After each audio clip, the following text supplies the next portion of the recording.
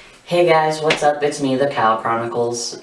Sorry for the echo. I'm in the bathroom right now because, in case you didn't read the title of this week's video, I'm going to be showing you guys how I do my tea shot. This includes, how I clean everything, how I get everything laid out and prepped, and then actually showing me giving myself the injection. So, if you're scared of needles or, if you get sick because of them or whatever, you can either, one, skip this video, which is totally understandable, or two, I'll put a little warning before I'm about to actually do my shot, so you guys can just skip past that part, and I'll make sure to include the safe timestamp that you can go skip forward to. But yeah, that's really all there is to this introduction, so I will get right into showing you guys all the materials I use, how I set it all out, and so on and so forth. So first things first, you'll want some alcohol swabs. I just got the cheapest brand I could, and this is just to clean the vial of testosterone and also your skin where the needle will be penetrating. Another good thing to have on hand, but isn't necessarily, necessary, is some Band-Aids. I use just these little round ones because, one, the injection site isn't that big, and two, these ones don't stick to my tummy hair as much, so it's slightly less painful, to rip them off. And yeah, those are the two things I would recommend.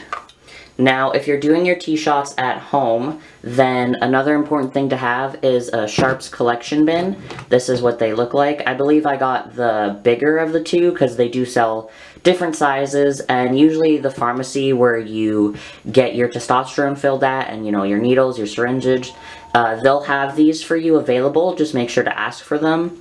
And once it's full, you can bring it back to the pharmacy, and they'll make sure to dispose of everything safely for you. So this is very important to have.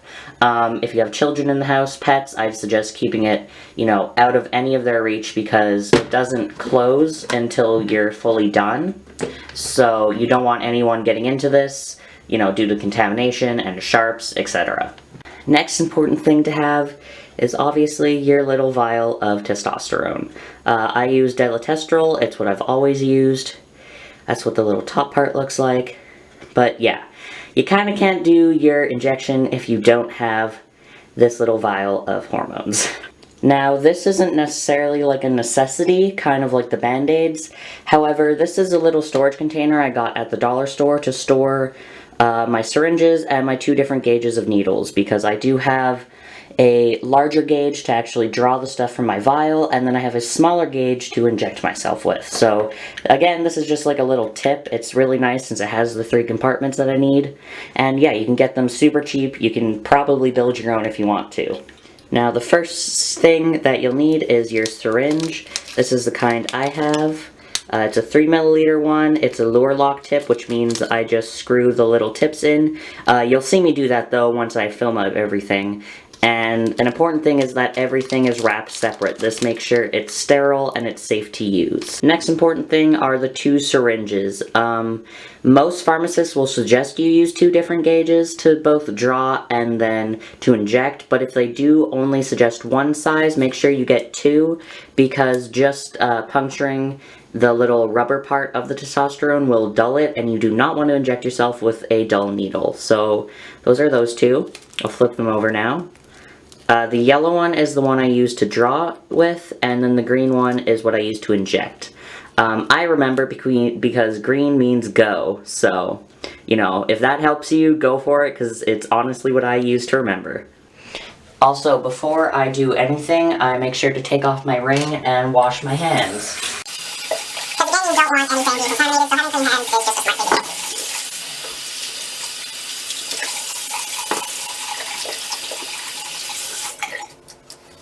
Alright, so now I can show you guys how I set everything up. First thing I do though, if you look in the mirror, is I roll my shirt up so I don't have to worry about lifting anything up or pulling my pants down in order to inject myself.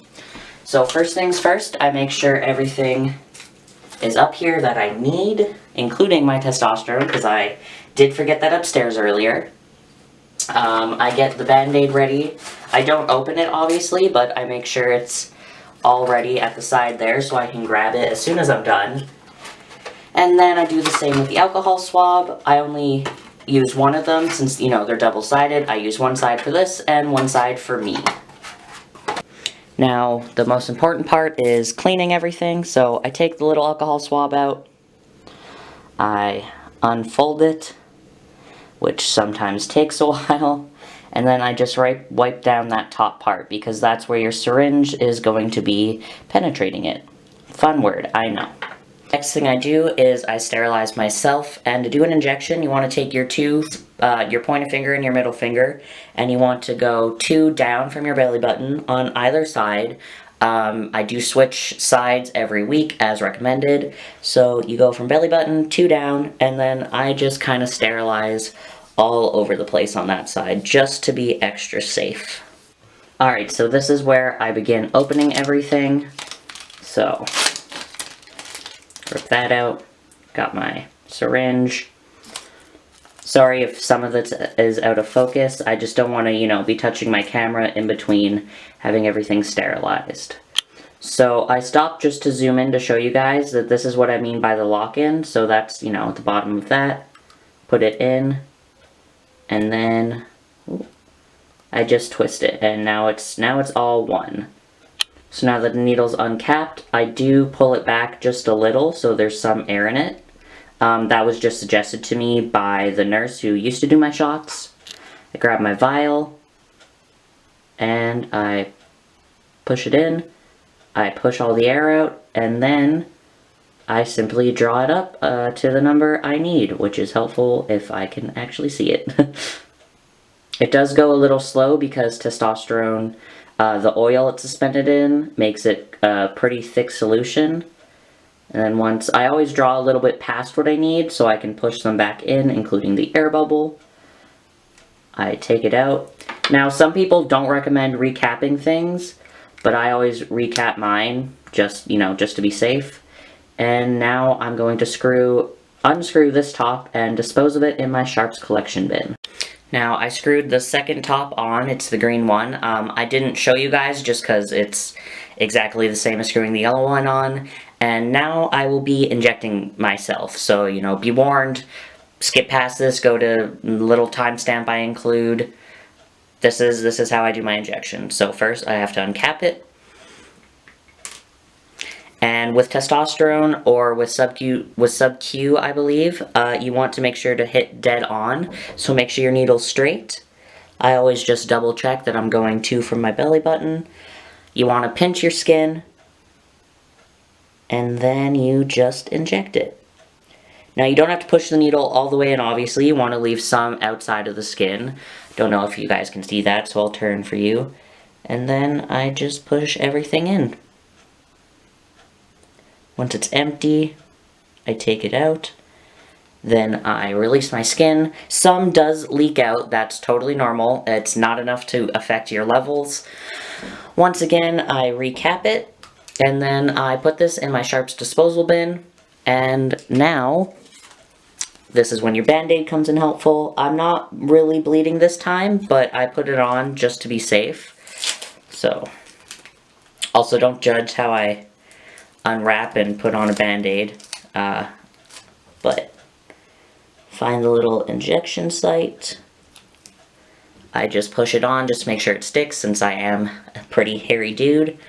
And you're all done. That's how I do my T-shot. Now it's just cleaning everything back up, and you're good to go. So I figured I'd show how I dispose of the needle. You just open that, and you throw it in.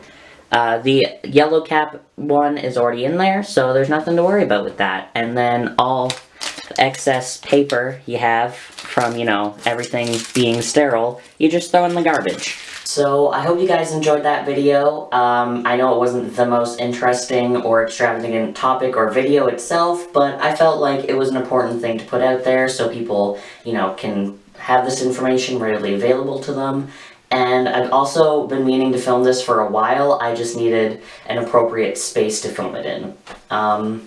But besides that, if you guys have any other ideas for anything you want to see, either regarding my transition or, any other topic really, feel free to leave it in the comments, and I will definitely read and respond to all of them.